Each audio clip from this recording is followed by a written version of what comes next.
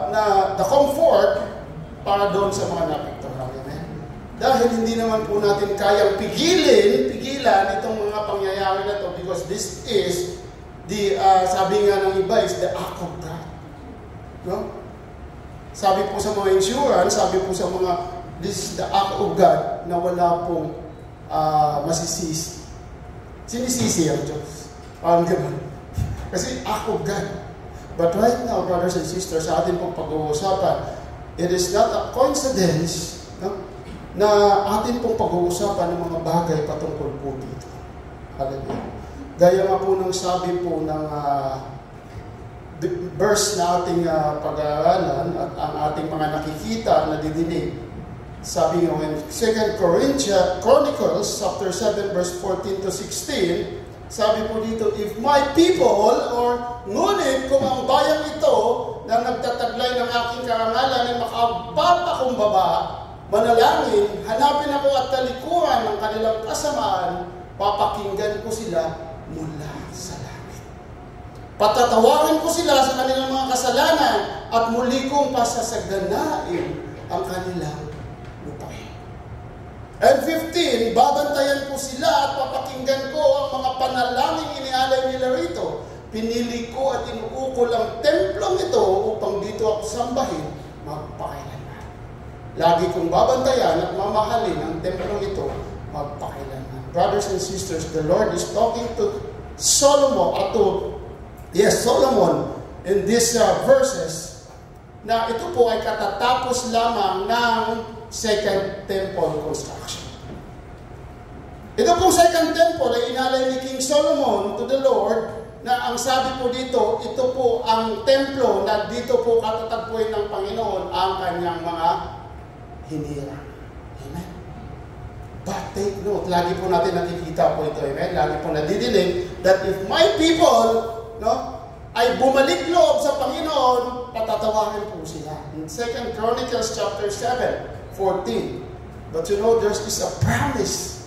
Ang Diyos talaga ay napakabuti. Mayroon po talaga siyang kasunod na promise sa kabila ng mga pangyayari sa buhay. Amen. Ang sabi niya, babantayan ko sila at pakinggan ko ang mga panalangin inialay nila rito. In that temple, the Second Temple. But you know what? Anong nangyari po? That Second Temple ay nawasak.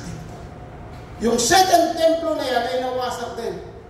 Because the Lord won't want a building na kayang katakbuhan.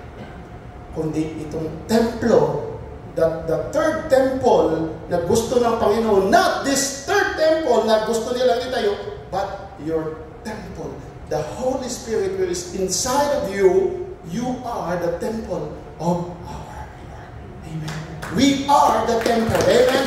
Kaya po, lagi mong tatandaan natin that the Lord is talking not on this temple, but sa buhay mo at sa buhay ko. Na kung sa ating buhay ay simulan natin na humiling at magbago ng mga ginagawa natin, the Lord will forgive us. Amen. This is the word of the Lord sa mga bagay na nangyayari sa buhay at sa mga bayan, sa mga palibot natin. Amen. That's why kung tayo po'y magbalik loob sa Panginoon, mananalangin at hanapin, talikuran ng ating mga kasalanan, He will be with us. He will restore us. At sabi niya, babantayan ko kayo. Ayaw ko ba natin? Amen? Parapan natin ang Panginoon. Hallelujah! Isa lamang po yan sa ating mensahe ngayon sa umagang ito. But our main message for today is mas napakaganda dahil po kung makikita po natin at malalaman po natin na ang Panginoon po talaga ay mapagpatawad, mapagmahal, no? Sa kabila ng mga nagawa natin kasalanan. But there is only one requirement for you to obey, for you to ask forgiveness, repent, so that the Lord will be in your temple. Amen. Amen. Kaya po sa umagang ito, brothers and sisters, our message for today is all about the bountiful harvest. Sino po yung nakakakita ng mga pagpapala, biyaya, no? Na atin pong mararanasan sa buhay po natin. Amen? Ito po ay ang mga bagay na pagpapala, pero makikita natin mamaya, ito po ay isang paraan. At ito po ay isang way ng Panginoon kung paano natin gamitin itong pagpapala at biyaya sa mga buhay natin. Amen. So, as we seen in our screen, our message for today, the title, naunahan po tayo, is all about a basket full of ripe fruits. Ang ganda po tingnan. Amen? Napakaganda po.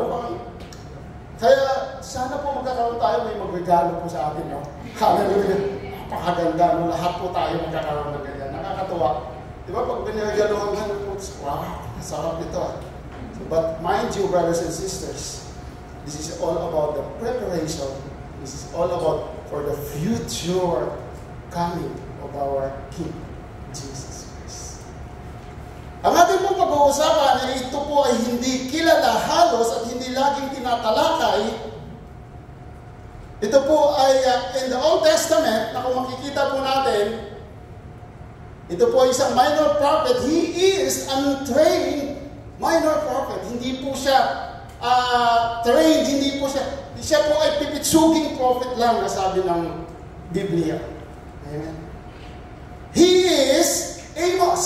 Sino po kakilala kay Amos? Bakit katabi mo si Amos? No? Hallelujah. Si Amos. No? Our message for today is all about Amos chapter 8 verse 1 to 3. No? Na pinamagatan natin a basket full of ripe fruits. Amen. So basahin po natin, laging advance po ang ating dito. Hallelujah.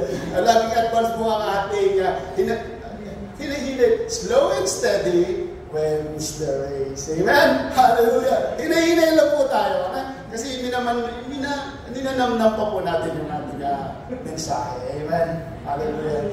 So brothers and sisters, ito po ang ating pag-uusapan sa umaga ito. Ito po ay pang-apat na vision of Amos sa kanyang aklat, no?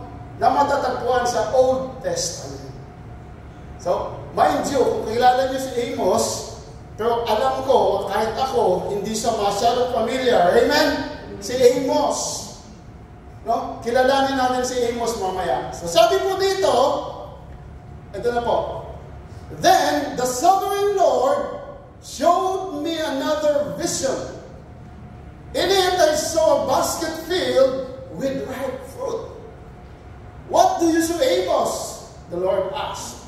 I replied, a basket full of ripe fruit. Then the Lord said, like this fruit, Israel is ripe for punishment. Amen. Mind you, I will not delay their punishment again. Amen. Ang Diyos talaga po ay mahabagin. Ang Diyos po talaga ay nagpapatawad. But this time, the Lord said, Israel is ripe. Hinog na po ang Israel para po sa punishment. And the Lord will not delay His punishment again. Sabi po sa verse 3, in that day, the singing in the temple will turn to wailing. No? Gaya nga po ng kanina, ang pinag-usapan namin sa bahay, sa langit po ay mga kantahan, kainan, sa kabila naman po sa impyerno ay wailing, gnashing. Diba? Ano po sa Tagalog yung ngalit at saka yung wailing at saka gnashing na matatagpuan, madidinig.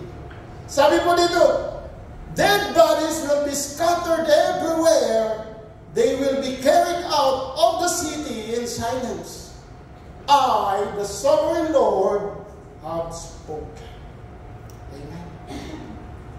Nakuha po ba natin mga kapatid? Samahan niyo po ako sa isang konting panalangin. Salamat, Panginoon. Sa umagang ito, Lord God, once again, Father God, Ikaw ang Diyos, ang aming dakilang Diyos na nagbigay, Panginoon, ng mga salita sa pamamagitan ng iyong anak ni Jesus. This is Jesus, your word, Lord God, sa bawat salita namin pag-aaralan. Ipaliwanag mo, Panginoon, ipaunawa mo sa amin yung mga salita mo, Panginoon, upang amin po ito, Panginoon, makinggan, manamnaman, Panginoon. So that, Panginoon, amin po itong magamit sa buhay namin. And in order for us, Lord God, to know that you are the God of fair and justice. Salamat, Lord God, sa salita mo. Continue, Lord God, to forgive all our iniquities. Ano man pong nakita mo sa buhay namin, sa puso namin, at sa palibot namin na humahadlang ng iyong salita sa aming pag-aaral. Sa umagang ito, we cast them out in the name of Jesus. Also, Lord God, I am nothing, but you are everything.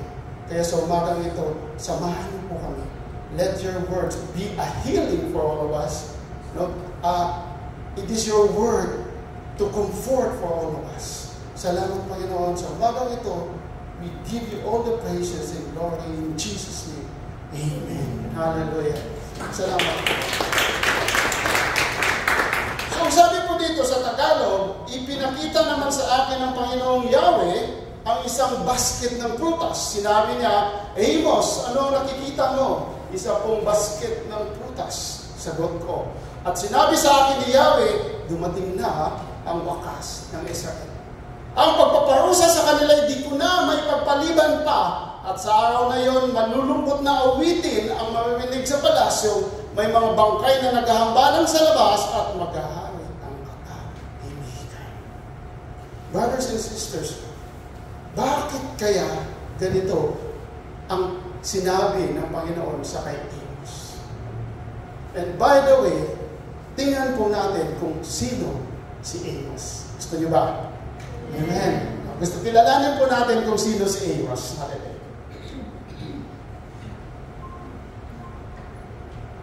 Si Amos po ay he is a non-professional, no? He is an untrained Hebrew prophet. Si Amos po ay isang tawag dito, shepherd and a fig farmer from Tekoa in the southern kingdom of Israel, which is Judah. Si Amos po ay tinawag ng Diyos upang magsalita, mag-prophesy against coming judgment unto the northern kingdom of Israel, which is, ayun po ang hinaharian ni Jeroboam. Dati po kasi ang Israel ay hinati sa dalawa. The northern kingdom and the southern kingdom, which is the kingdom of Judah and the kingdom of Israel. Bakit? Dahil po, itong northern kingdom ay hinarian ng medyo, sabihin na natin, napakasamang mga tao na hinaharian ni Jeroboam. Nung siya po ay naghari, tingnan po natin on the other slide. Not the next one. Thank you. Ito po ay a caricature of the land of Israel. Ito po dati, ito po yung Israel, hinati po sa dalawa. Naglindol, bago po maglindol ay nahati. Ito po ang Bethel, ang northern Israel, and the southern Judah or the southern Israel. Ito po, northern Israel ay composed of the 10 tribes of Israel. Di ba 12 po yung anak ni Jacob? Amen. Ito pong southern Judah, ito po ang hinarian ni Benjamin at ni Joseph. It says, may nakuha ba tayo? May nakuha ba tayo? Nakita po ba natin? Ngayon na po ba natin na ako din po sabi ko, So, before ito po nangyari, alam niyo po, si Jeroboam, ito po yung hari ng northern Israel, kaya po dahil sa kasamaan nila, God speak to Amos. He is a shepherd and a fig tree farmer. Ang sabi niya, Amos, pumunta ka sa Northern Israel at sabihin mo sa kanila na sobra na ang kasalanan nila. Bakit po natin pinag-aaralan ito? Bakit po natin pinag-aaralan ito? Ito po ay sa Israel. Amen? Bakit nga ba? Brothers and sisters, naalala niyo po yung mga pinag-aaralan natin last week. We as Gentiles, we are also a part of this Israel. Amen? Kaya po, ang timeline po natin ay lagi po nakabase sa Israel. Amen. Sa mga pangyayari sa Israel. That's why the word of the Lord said, no, kung hindi mo i-bless ng Israel, the Lord will not bless you. Kaya po, ito po nangyari at alam po natin kung bakit natin pinag-uusapan lagi itong Israel, because we are also a grafted Gentiles to Israel. Amen. So, ang sabi po dito, si Amos, no, he is condemning, siya po ay, ayaw niya po yung mga mayayaman na inaapi yung mga mahihina. Kaya po, ang sabi ng Israel, ng Panginoon, Amos, punta ka. Kasi super na po yung kasama nila, yung mga mahihirap, they became slave, at binibenta po, sa ngayon, wala na po yan. Amen, we're blessed. Pero dati po, ginagawa pong slave at binibenta sa ibang mga bayan. That's why, sobra-sobra na yung kasamaan ng Israel sa ginagawa nila. And Amos emphasizing that true worship involved caring for the needy. Amen.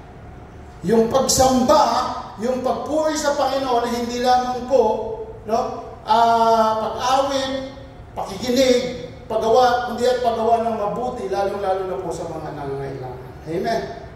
So, brothers and sisters, si Amos ay hindi po siya karaniwang tao. That's why si Amos, you can be Amos. Amen. Kaya po si Amos, pwede po po ako gamitin na magiging instrument of the Lord, regardless of your status, regardless of who you are. Presidente ka man, tagawalis ka man, tagahugas ka man, if the Lord calls you, don't delay. Amen? Kaya po, lahat po tayo ay may pagkakataon at lahat po tayo ay pwedeng gamitin ng Panginoon to serve Him and to be His servant. Amen. Kaya po mga kapatid, ito pong pinag-uusapan ni Amos at ng Panginoon ay ito po'y pangitain ni Amos. This is a fourth vision of Amos, no? In chapter 8, na nakita niya na mayroon pong isang basket ng prutas. But mind you, ito pong basket ng prutas, ang sabi po in the other translation, in Amos chapter 8, verse 1 to 3, in Amplified Version, yes, thank you, Archie. Thus the Lord God showed me a vision, and behold, there was a basket of overripe summer fruit. Summer fruit. And he said, Amos, what do you see? And I said, a basket of summer fruit. Then the Lord said to me, the end has come for my people Israel. I will spare them no longer, for the nation is ripe for judgment. In that day the song of palace shall turn to wailing, says the Lord God. There will be many dead bodies. In silence they will throw them everywhere. Nagsabi po ng kasabihan, history repeats itself. Amen. But if you believe it, the word of the Lord that was happened in long way back, it will happen again. Amen. Sa mga pangyayari po sa ating palibot, na masabi po natin, tabang Lord, tabang. Amen. Alam niyo po ba yun? Nangangailangan ka lang ng Panginoon kung talagang nasa gipit ka na ng pangangailangan. Pero pag hindi ka nangangailangan sa Panginoon, brothers and sisters, hindi mo nakikilala ka. No? Agree or disagree? Amen. Palakpakan natin ang Panginoon. Tabang po sa Bisaya ay help. Tulong. Tulong po, Panginoon. Tulungan mo po kami. Because of the urgency na kailangan. Paano kung hindi ka tulungan ng Panginoon? Diba? Dahil ang dami pong tinutulungan ng Panginoon sa nangyayari. Diba? But the Lord is gracious. The Lord is good. Lahat po ay alam niya. Kaya, huwag kang mawalan ng pag-asa. Continue to serve the Lord. Repent. And continue to serve Him for His glory. Amen. Sabi po dito, no, the time is right for action. Itong nangyayari po sa panahon na ito o sa panahon nila Amos, sa bawat oras, sa bawat panahon ay lagi po tama para sa tamang gawa. Itong saging na to na nakikita natin, amen? Ang tanong ko, kailan mo pwedeng kainin? Tanong kita, Rain, kailan mo pwedeng kainin? Alin sa tatlo ang pwede mong kainin? Pwede mo naman sila lahat kainin, but the right one to eat. There's no wrong in right. Alin mo sa tatlo ang pwedeng kainin, ang masarap kainin? Yung sa gitna, yung hinog. Amen? Amen. Palakpakan natin ng Panginoon. Bakit? Siyempre yung sa hinog, di ba? Kasi po ito po, kailanganin pa. Yung sa dulo po ay bulok na. That's why there is always time, no, for action. And the time is now. Amen. Ang tamang oras sa bawat panahon o sa bawat ginagawa natin ay laging ngayon. That's why hindi po imposible, hindi aksidente, hindi insidente na kung bakit ka nandito na hindi ka pa nakakakilala sa Panginoon at nakadinig ka ng kanyang salita, that the time for action to accept Jesus, the Lord God and Savior, is now. Amen? Even though natanggap mo ng Panginoon, but it is always now because maybe tomorrow is too late. Amen? Amen. Bakit mas ang tagal ng rapture? Hindi naman. Dapat ngayon na yun eh. Bakit hindi? No, the Lord knows. And no one knows. Amen. Maaring the Lord is waiting for the right timing na ang kanyang mga pinili ay hindi pa buo, hindi pa in the fullness of Gentiles. Amen? Na pinag-uranan po natin ng mga nakaraan. Kaya kung maaaring hindi pa pwedeng kainin, medyo malibalang pa. Amen? Kaya dapat, the time is always right kung ang tamang prutas na kakainin ay hinog na. Dahil kung malibalang, medyo mapakla. Pag bulok, medyo nakakain ka pala ng bulok ah. Amen. Siyempre, pag bulok, medyo hindi mo na kinakain. Pag pwede pa naman, ayan, maasim, medyo maasim. Hallelujah. So, brothers and sisters, ang sabi nga po dito, hallelujah. Ang sabi ng Panginoon,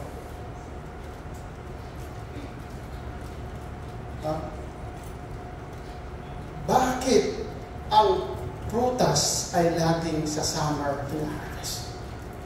Hindi naman lahat, di ba? But mostly, the Lord ay lagi niya sinasabi, it is in the summer. Naalala ko po, dahil dati kami po ay nagtatanim din ng palay, no? Ang ani po dito, dahil dito po ay walang snow. Amen? Kaya po dito po, tulad sa ibang bayan, sa ibang nasyon, apat po ang kanilang climate, no, weather. Dito po ay dalawa lang, rainy and dry, no, or summer. So, lagi po siya kailangan aanihin sa summer at init. Dahil po, bakit? Dahil it is right for action. Kasi po, pag nasobrahan, yung palay po ay medyo nangingitim. Amen. So, sabi po dito, Somewhere in the Bible, it says, it is the end of everything. Ito po ay katapusan, at ang sabi po dito, it is always the right time to eat pag hinog na. Huwag mo nang palampasin. Kaya kung may prutas ka sa bahay mo, kainin mo na ngayon, huwag mo na ipabukas kung hinog naman dahil mabubulok lang. Amen? So brothers and sisters, ganun din po sa buhay natin, kung may oras pa na makilala mo ang Panginoon, tanggapin mo ang Panginoong Hesus sa buhay mo, gawin mo. This is the right time for action. Maaaring tomorrow, it's too late. Gaya nga mo ng pagtanim ng isang puno, kung ikaw ay magtatanim sa ngayon, wala namang masama, magtanim ka na. Pero ang aani, sa mga medyo may edad na, ang aani ay yung mga anak na. Amen? Pero kung ikaw nung bata pa ay magtanim ka na, nung dati pa ngayon ay hina-harvest mo na. Amen? That's why if you planted the seed now, you will reap the harvest next time. In the right time. So sabi po dito, in Jeremiah chapter 24 verse 3, then the Lord asked me, what do you see, Jeremiah? The Lord is also asked King Jeremiah. Sabi niya, figs. I answered, the good ones are very good, but the bad ones are so bad, they cannot be eaten. Amen. Ano po ang mangyayari dito sa mga bad ones? Ito po ay tinatapon. Yung saging na bulok po, ano pong ginagawa doon? Tinatapon. Binabasura. Amen. So brothers and sisters, the Lord is not talking to all these prophets, He is also talking to you and to me. Also in Jeremiah chapter 8 verse 20, the Lord said, the harvest is finished and the summer is gone. The people cry, yet we are not saved. Bakit? Hindi pa po tayo ligtas. Because the Lord knows the right timing for everything. Sa buhay mo, maaaring dinidelayed lang ng Panginoon ng blessings. Maaaring dinidelayed lang ng Panginoon sa buhay ko yung mga pagpapala dahil mayroon pa pong dinidil ang Panginoon sa bawat isa sa atin. Amen po ba? So sabi po dito, in Joel 3:13, sabi po dito, ito po medyo masaklap at masakit. Swing the sickle! Alam niyo po yung sickle? Yung tarik, ano? O yung pang... Swing the sickle, for the harvest is ripe. Come, thread the grapes, for the winepress is full. The storage vats are overflowing, but with the wickedness of these people. Ubod sila ng sama, gapasin ninyo silang pang-uhay sa panahon ng kanila. Kaya po, brothers and sisters, sabi po ng ating mensahe, hindi na po papalampasin ng Panginoon itong mga taong ubod ng sama sa kanyang tamang panahon. That's why sa mga nadinig po natin sa oras na ito, it is for you and for me to choose if this is the right time for our salvation. Amen.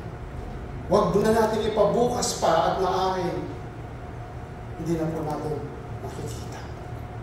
Hallelujah.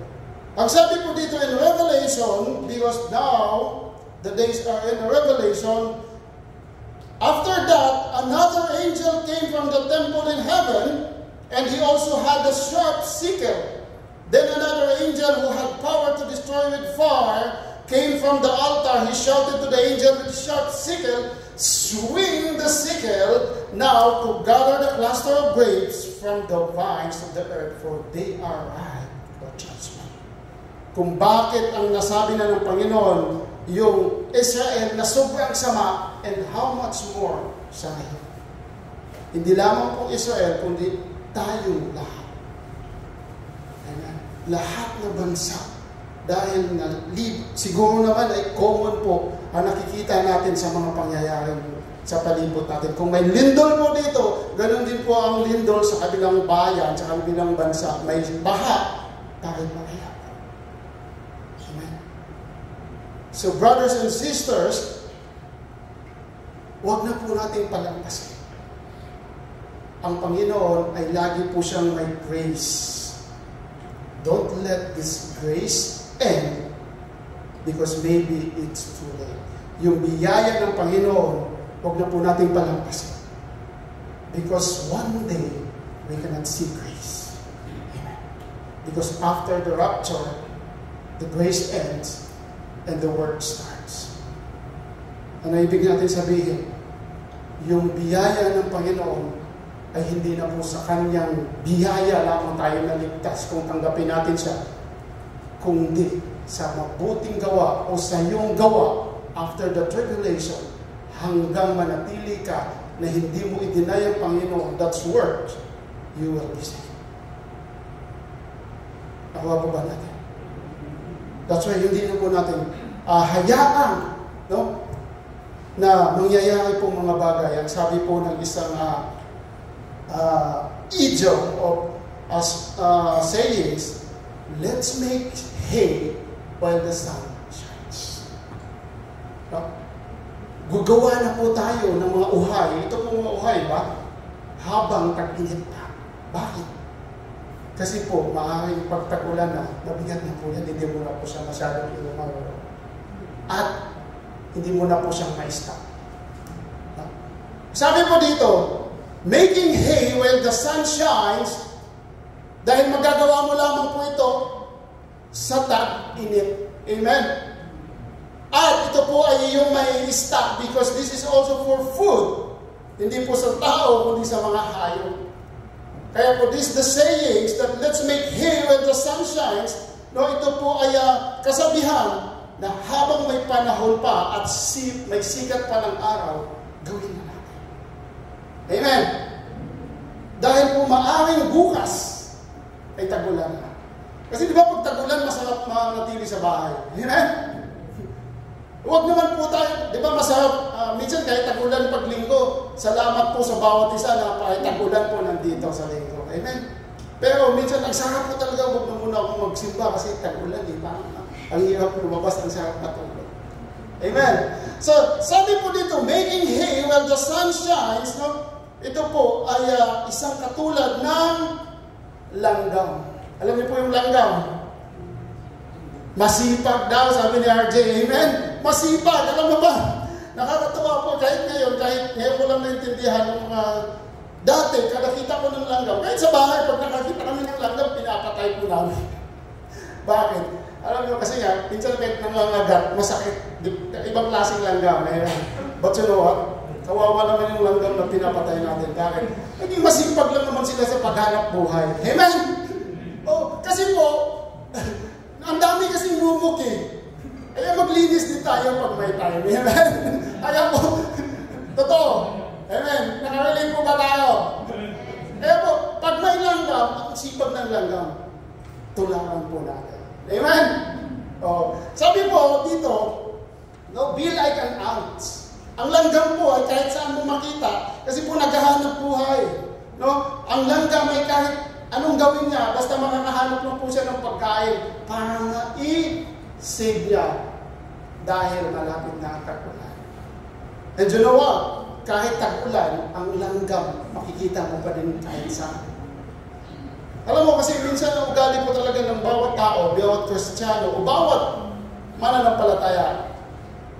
Pag madami po yung laman ng bulsa natin, ay bukas na po ako papasok. Amen? Totoo po yun. Agree. Amen. Kasi minsan nakakatamad po kahit saan ka sa mga construction. Tama ba? Napag-usapan namin yan sa mga construction. Bukas na po ako papasok. Kasi unang-una, the night after, lasing. Kasi may pera. So pagkabukas, hindi papasok. So pagpapasok na, pag wala ng pera, saka na lang papasok. Don't be stubborn. Be like that. Don't be a lazy bone, sabi nga dito. Sabi po ng Proverbs 6:6-8, sabi po dito, take a lesson from the ants, you lazy bones. Sakit na. Learn from their ways and become wise. Though they have no prince, wala po nag-uutos sa kanila, they labor hard all summer, gathering food for winter. Diba? Kaya po, kung nakakita tayo ng langgam, huwag na po huwag mo po patayin. Kabuli na lang natin. Hallelujah. So sabi po dito, ang langgam po ay hindi tumitigil, hindi po nag-quit. Ang langgam din po ay laging nagsisimula. Pag halimbawa ay nakaipon na po siya ng kanyang pagkain, gawa na naman po siya ng gawa. Sabi po dito, in Proverbs 30 verse 24 to 25, there are 4 things on earth that are small but unusually wise. One of them is the eye. Grabe, no? Kahit langgam po na sa Biblia. Hallelujah. Kaya, they are not strong, but they store up food all summer. Amen? Kung bakit po laging ginagawa po itong hay na to, dahil doon sa ibang bansa na may snow, hindi naman po sila makakagawa pag may snow. Amen? Kaya po sa summer po sila gumagawa kasi libre po. Kahit sa ibang bansa po, ng mga nakaranas doon sa Middle East, ang sarap po pag nawala po, hindi na po taglamig. Kasi pag taglamig po, ang hirap maligo, ang hirap po talagang gumalaw. So, mga kapatid, be like an ants. Bakit? Kasi po, wala na pong panahon, maaaring bukas ay tapos na. In a blink of an eye, kaya nga po ng salita ng Panginoon, there will be a new day. Amen. At nawa po tayo po ay lagi pong masama. Panalangin ko, dalangin ko, that on this blink of an eye, and this click, ang tagal po natin inaantay. Di ba mayroong panahon na ang tagal mo inantay ng pagdating. Ako dati ganun eh. Ang panahon ng pag-uwi ko galing sa ibang bansa. Ang tagal, pero palapit na ng palapit. Pagka nandun na, bukas tapos na. Ang bilis lang. Kaya po, brothers and sisters, don't be like a mockers. Don't be like a hypocrite. Na ang tagal naman unang sinasabi nyo, ang tagal naman ng pagdating ng Panginoon, laging pagdating ng Panginoon, laging pagdating ng Panginoon. Ba't hanggang ngayon wala ka? You know what? Diba nung sabi nila nung September 23, na dadating na po yung rapture.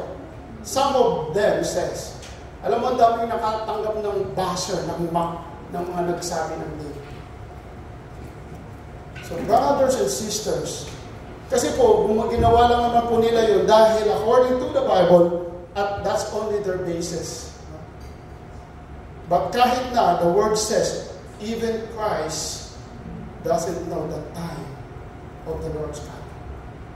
So sabi po ng ating salita, no? When the time is right, it is good for action.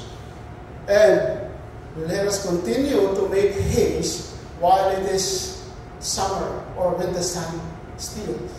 Kasi kung wala na pong init, talaga pong mahirap gumalaw pag laging gabi. Madilim. And mahirap po pag maaring bukas ay hindi mo na kayang may balik ang panahon. Amen? That's why the Lord says in Ephesians chapter 5 verse 15 and 16, we have to redeem the time. Amen. Redeeming time is what we will do. Bakit? Kasi po, kailangan po, redeeming time is what we will do because according to the Ephesians chapter 6, redeeming time,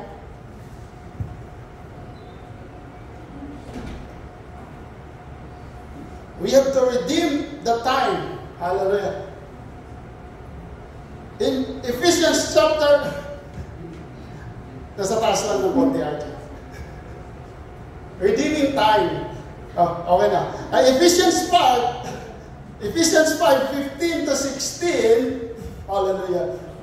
Napasarap yata. Napasarap naman kasi maginig minsan. So in Ephesians chapter 5, verse 15 to 16, be very careful then how you live, not as unwise, but as wise. Making the most of every opportunity because the days are evil. Nakikita naman po natin na ang palibot po natin ay talagang kasama. Wala ka nang masasabi because this is work. And our hope is only in Jesus. the blessed hope na maaari pong, sabi nga natin, ngayon, tanggapin na natin kasi maaari bukas ay hindi na natin may balimakala. So sabi dito, making the most of every opportunity. Sa lahat ng oras ng bagay, lagi po natin ibigay ang ating mga sarili para sa Panginoon. Huwag na po natin sayahin, gaya nga po ng sinasabi natin, mahirap na po magsimula. Amen? Kaya nga po, kung nakasimula ka na ng 20 kilometers, mahaba-haba na po yun. Huwag nyo na po sayahin. Huwag na po natin sayahin. Mahirap na po ulit bawiin yan. Amen?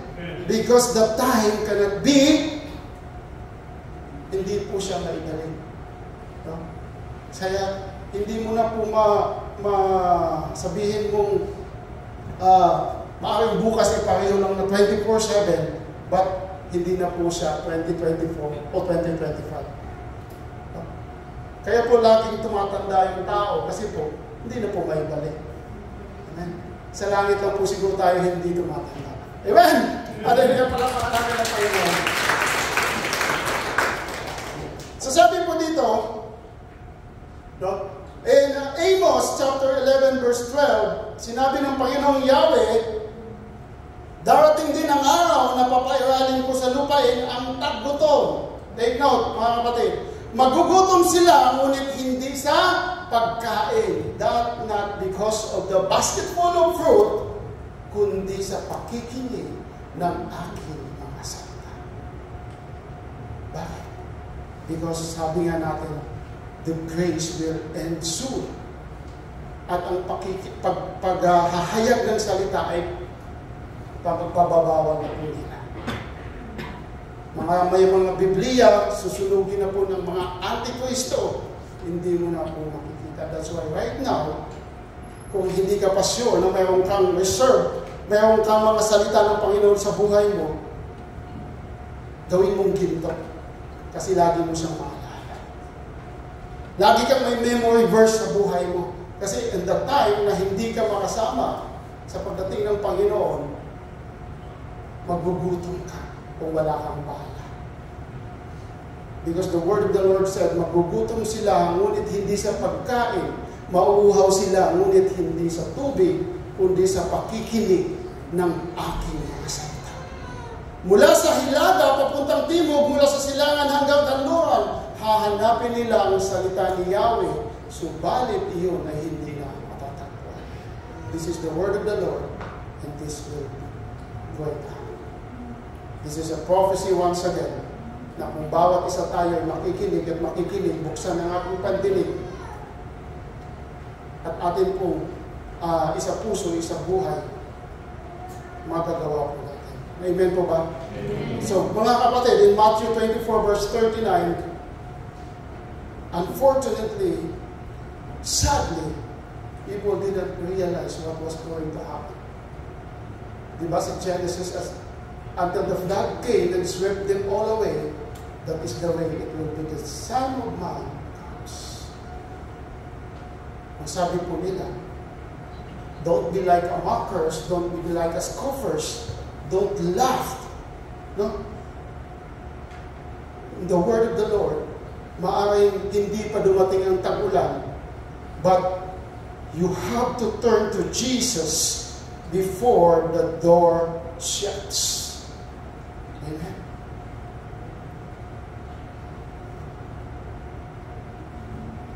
One step forward, please. Before the door shuts. Kapatid, maaaring sasara na ang pinto, hindi ka makasama. Dahil ang sabi ng Panginoon, it will be the same like the days of Noah when the door shuts. It's too late. Amen? Ano pong nangyari? Sila lang po naligtas. Because some of them are scoffers, some of them are mockers. Tag-init pero hindi gumagawa ka. Paano yan? Diba? Gumagawa. Tag-init, gagawa ka ng bangka. Pero, ang langgam nga, gumagawa, kumikilos, tag-init din. Kasi po, dadating ang tag-ulan, maaaring huli na. Amen? Palakpakan natin ang Panginoon. So brothers and sisters, today, maaari pong hinog na po yung mga bagay sa buhay mo. Maaari pong hinog na yung mga nalalaman mo. Maaring malibalang pa. Pero ang tamang panahon, huwag mo na pabulutin. Because the right time is now at maaaring saraduhan ka na ng pinto. It's all for you and it's all your choice. No? Na kung hinog na ang nalalaman mo, it is right for action. Gumalaw tayo. Kumilos tayo. Maaaring pwede pa tayong makasalba ng mga mahal natin sa buhay. Maaaring po pwede pa tayong makapag-save ng mga tao gusto ng Panginoon. Amen? Especially our loved ones. Sino ba naman ang ayaw? Amen? Ang ayaw maligtas ang ating mga kapatid, mga mahal sa buhay, mga magulang. Kahit ano man ang gawin nila sa iyo, ano man ang gawin nila, ano man ang sabihin nila, brothers and sisters, tuloy po natin because this is all for God's glory. Ang sabi po in 1 Peter chapter 4 verse 7 to 8, the end of the world is coming soon. Therefore be earnest and disciplined in your prayers. More important of all, continue to show deep love for each other, for love covers a multitude of sins. So, ang sabi po dito sa ating conclusion, therefore, hallelujah. In Revelation chapter 3 verse 14, it's sabi dito, this is the message from the one who is the Amen. Who is the Amen? Who is the Amen? Jesus is not only the Savior, He is the Alpha, He is the Amen. Amen. Hallelujah. Nalalaman po tayo. He is the Amen. Malapit na po tayo doon sa Amen ng Bible. Amen. This is the last word of the Bible is Amen. So brothers and sisters, this is the time for Amen. We will sing for the glory of God. Hallelujah. Kaya po, wag na po tayong mag-delay. Wag na po natin i-delay kung ano man pong mga nais ng Panginoon sa iyo, sa akin, sa bawat isa sa atin. Gumalaw po tayo. Can we sing a song and we stand there? Hallelujah. Sabi ng Panginoon, I know all the things you do, that you are neither hot nor cold. I wish that you were one of the other. But since you are lukewarm, neither hot nor cold, I will spit you out of my mouth. Napakasakit. This is all for you and for me. Kasi hindi naman po important ako nagsasalita. Accepted po dito. Accepted po dito. But you know what? Sabi ng salita ng Panginoon, kung nanlalamig ka o nag-iinit ka, dalawa lang po ang pwedeng gawin. But kung maligamgam ka, isusuka ka. Ano po ang lasa ng suka? Napakasarap. Ano po ang amoy ng suka? Napakasarap. And verse 17, it says, hallelujah. Next slide, please. You say, I am rich. I have everything I want. I don't need a thing. And you don't realize that you are rich and miserable and poor and blind. So I advise you to buy gold from me, gold that has been purified by fire, gold that has been forged, dinadaan sa apoy. Then you will be rich. Amen. Also buy white garments from me, so you will not be shamed by your nakedness. Sa Diyos lamang po natin matatagpuan. And ointment for your eyes, so you will be able to see. I correct and discipline everyone I love, so be diligent and turn from your indifference. Huwag po tayong magtampo o gagalit sa Panginoon kung tayo po kinokorek. Because the Lord disciplined His children. And verse 20 it says, look, mind you, take note. I stand at the door and knock. If you hear my voice and open the door, I will come in and we will share a meal together as friends. Hallelujah!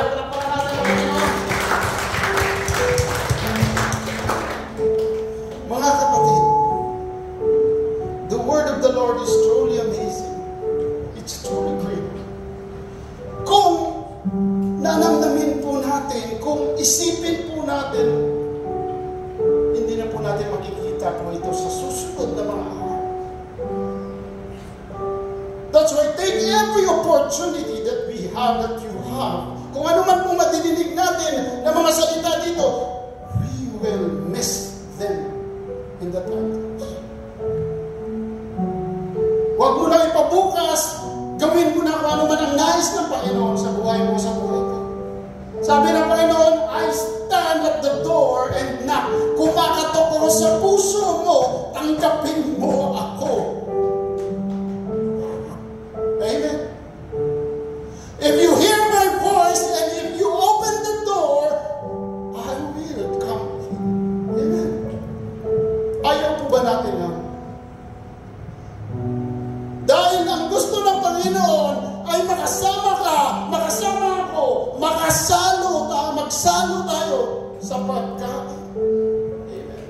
And this time, this is not a rotten basket full of fruit, but this is a meal full of great and wonderful things. Kaya mga kapatid, sa oras na ito, kung sino man sa inyo ang gustong tumanggap sa Panginoon, the right time for action is now. Ang tamang pagkain ng prutas ay hinog. Kaya po kung oras mo at gusto mo natanggapin ng Panginoon, itaas mo yung kamay. Itaas mo yung kamay. If you want to reconnect to the Lord once again, you have to lift up your hands.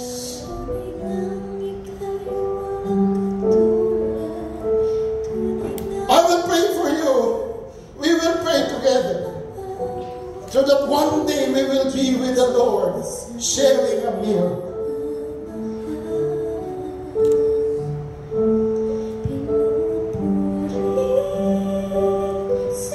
Huwag kang maya.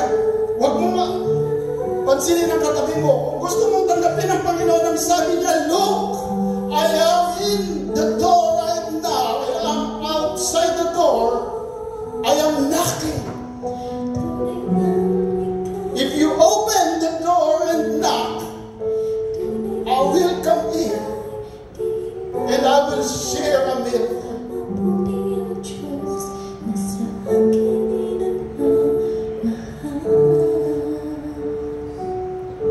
Again, I want you to raise your hands. If you feel that you want to accept the Lord God Jesus as your personal and Savior, and if you want to reconnect once again with the Lord, He has a conditional love that covers a multitude of sins. Hallelujah.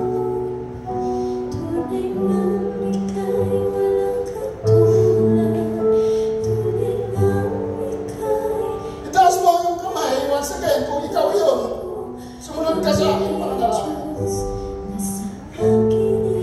Panginoong Yesus,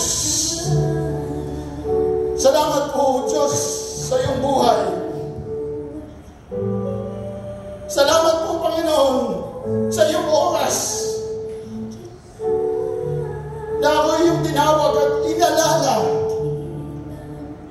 Sa oras na ito, ako may kasalanan at akin na pong pinawaksi ang mga bagay na mga nangyari sa buhay ko, at ako na po'y handang muli, Panginoon, na tumanggap sa iyo sa oras na ito. Akin na pong binubuksan ng pinto.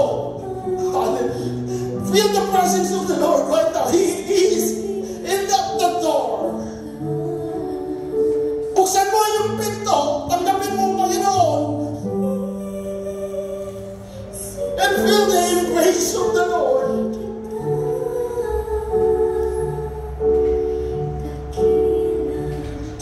Come on.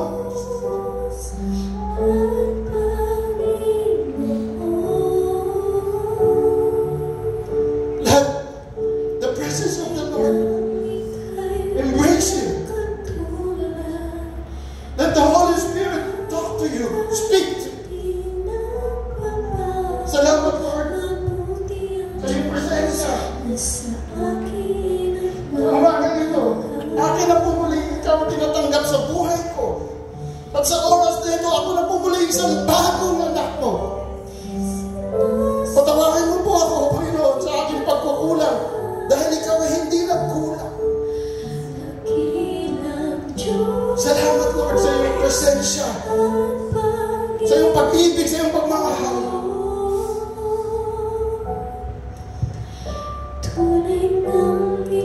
Salamat, Jesus, sa kaligtasan sa oras na ito.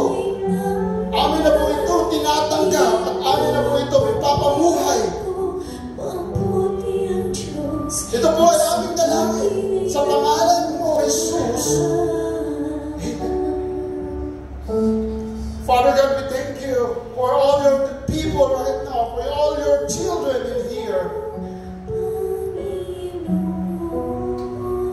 Ano man pong dala-dala po nila, Panginoon, sa oras na ito. Alam po namin, ikaw ay makapangyarihan. Ikaw ay tunay na may dalang pagpapala, biyaya. Ano man po, Panginoon, ang aming mga nagawa, Lord, na kasalanan. Lord, we talk to you and we speak repentance. Patawarin niyo po kami. Patawarin niyo po kami, Diyos. Nais na po namin bumalik sa inyo. Nais na po namin mag-serve sa inyo.